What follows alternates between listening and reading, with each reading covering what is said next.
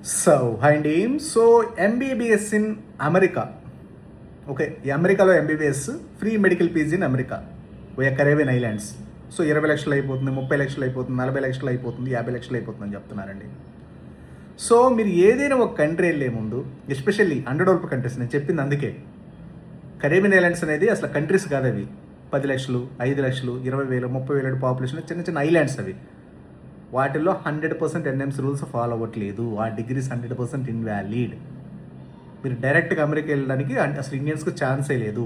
ఓయా indirect రూట్లో మీరు Caribbean islands ద్వారా వెళ్తే ఆ డిగ్రీ ఒక్క అమెరికాలో మాత్రం వ్యాలిడ్ అవుతుంది. ఎప్పుడు క్యామ్హెచ్పి అప్రూవల్ ఉన్న యూనివర్సిటీలో చదివితే మాత్రమే. క్యామ్హెచ్ అప్రూవల్ ఉన్న యూనివర్సిటీలో చదివితే మీకు ₹1,00,00,000 అవుతుంది.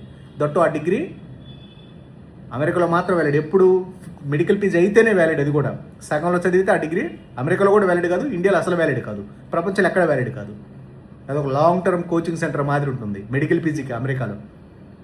కాబట్టి అలాంటి వాటిని అసలు ట్రస్ట్ చేయకండి. That is a very bad route. That is very అసలు దానికి సంబంధించి ఏంటంటే దట్ ఈస్ నాట్ గుడ్.